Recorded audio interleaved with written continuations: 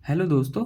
तो आज हम आपको टॉप 5 क्वेश्चन जेईई मेंस के कराने वाले हैं। ये top 5 question to the point चीज़ें होंगी, क्योंकि मैंने पहले से सॉल्व कर रखा है, अच्छे से लिख रखा है। आपको समझा दूंगा और आपका समय बचेगा और मैक्सिमम चीज़ें रिवाइज हो जाएंगी। अलग अलग वैरायटी के क्वेश्चन है, सारे पीवाईक्यू हैं जेईई मेंस के। तो पहले क्वेश्चन पूछा था बेसिक ऑर्डर। तो बेसिक ऑर्डर कैसे निकलता है पता है आपको? कि जहाँ पे नाइट्रोजन पे लोन पेयर की अवेलेबिलिटी बढ़ रही है, वहाँ पे बेसिक ऑर्डर बढ़ता है। तो नाइट्रोजन पे लोन पेयर होता है। अवेलेबिलिटी कैसे बढ़ती है? इलेक्ट्रॉन डोनेटिंग ग्रुप से। इलेक्ट्रॉन डोनेटिंग ग्रुप जैसे कि प्लस आई, प्लस आर और प्लस एच, ये इलेक्ट्रॉन डोनेटिंग ग्रुप होते हैं। ठीक है ये। तो अब देखो, यहाँ पे हमारे पास ये अमाइड है और यहाँ पे बाकी केस, इस केस में अमाइड है और इन दोनों में क्या है? Aromatic amine. तो एरोमेटिक अमाइन अमाइड से ज़्यादा बेसिक होता है। एक बात याद रख लो, तो दो तो पीछे होंगे। और ऐसे भी सोच सकते हो, यहाँ पे हमारे पास क्या है? ये फ्रीली अवेलेबल है। यहाँ पे ये कहाँ जा रहा है? एक बार रेजोनेंस का जा रहा है। ठीक है, यहाँ पे रेजोनेंस तो जा रहा है, साथ साथ में ये साइनाइड ये खींच भी रहा है, इलेक्ट्रॉन विड्रॉ भी कर रहा है। तो इसलिए ये वाला डी वाला सबसे ज़्यादा होगा, फिर सी वाला होगा। और इन दोनों में देखोगे तो ये वाला लोन पेयर इधर रेजोनेंस में जा रहा है, इधर जा रहा है, और ये वाला केवल एक बार रेजोनेंस जा रहा है। तो इसलिए हमारे पास पहले क्या हो जाएगा? ए हो जाएगा और फिर बी हो जाएगा। यहाँ पे ज़्यादा कम हो रहा है लोन पेयर की अवेलेबिलिटी, बी इसलिए लेस्ट हो जाएगा। देखो, यहाँ पे अगर बताओगे सेम बेसिक ऑर्डर पूछा था, तो यहाँ पे sp2 है और यहाँ पे हमारे पास सी लोन पेयर रेजोनेंस में जा रहा है और यहाँ पे sp3 है। ये फ्रीली अवेलेबल है, कोई रेजोनेंस नहीं है। तो ये वाला सबसे ज़्यादा बेसिक, फिर ए वाला होगा, क्योंकि यहाँ पे ये अब रेजोनेंस में नहीं जा रहा है, sp2 भी है। और उसके बाद यहाँ पे ये वाला हो जाएगा बी वाला। ठीक है।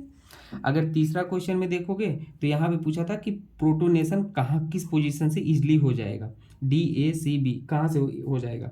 तो देखो, ये लोन पेयर तो रेजोनेंस में जा रहा है, तो यहाँ से प्रोटोनेशन नहीं होगा इजली। ये वाला अवेलेबल है तो डी अवेलेबल है, बी अवेलेबल है क्योंकि ये भी रेजोनेंस में नहीं जा रहा है, और ये रेजोनेंस में जा रहा है, ये अवेलेबल नहीं है। ई वाला अवेलेबल है क्योंकि ये भी रेजोनेंस में नहीं जा रहा, तो ये डी बी ई हो जाएगा। अच्छा दोस्तों, ये डिटेल सोल्यूशन ना @IITN थिंकिंग चैनल पे है, अपलोडेड है। आपको मैं दे दूंगा, लिंक दे दूंगा, यहाँ पे आप देख लेना। ठीक है ना? तो एट पूरा प्रॉपर वीडियो वहाँ पे आपको मिलेंगी, सीक्वेंस में मिलेंगी with proper explanation, trick and tips का प्लेलिस्ट है। और जेई मीन्स 5 चैप्टर 5 कॉन्सेप्ट का प्लेलिस्ट है। आपकी मैक्सिमम चीज़ें वहाँ पे सॉल्व हो जाएंगी। देखो, ये क्वेश्चन है, इसमें बोला था कि बेसिक ऑर्डर बताना है, ये वाला क्वेश्चन था। तो देखो, बेसिक ऑर्डर याद रख लेना। अगर कभी भी अमाइन पूछता है ना एक्वस फेज में, अगर गिवन है एक्वस फेज तो ठीक है, नहीं गिवन है तो कंसीडर कर लेना।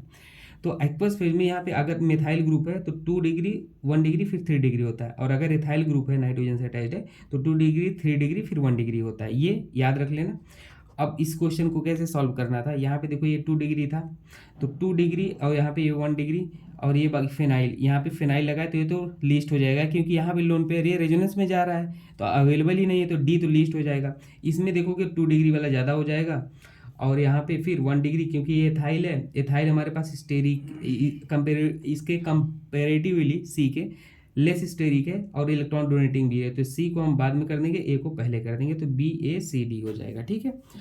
अगर कभी आपको ग्वानिडीन दिख जाए तो बहुत ज़्यादा बेसिक होता है दोस्तों। ग्वानिडीन कैसे पहचानोगे? एक कार्बन से 3 नाइट्रोजन जुड़े हुए, स्ट्रक्चर कुछ और होता है, पहचाने का तरीका एक कार्बन से 3 नाइट्रोजन, तो उसे सबसे ज़्यादा बेसिक करना। और फिर एमिडीन होता है, इससे इसके बाद एमिडीन से एक कार्बन से 2 नाइट्रोजन जुड़े होते हैं, वो स्ट्रक्चर में समझ में आ जाएगा। ठीक है। तो ये होता है। बाकी आप IIT थिंकिंग चैनल पर वहाँ पर देख लेना, कुछ डाउट हो तो आप पूछ लेना। ठीक है दोस्तों, थैंक यू।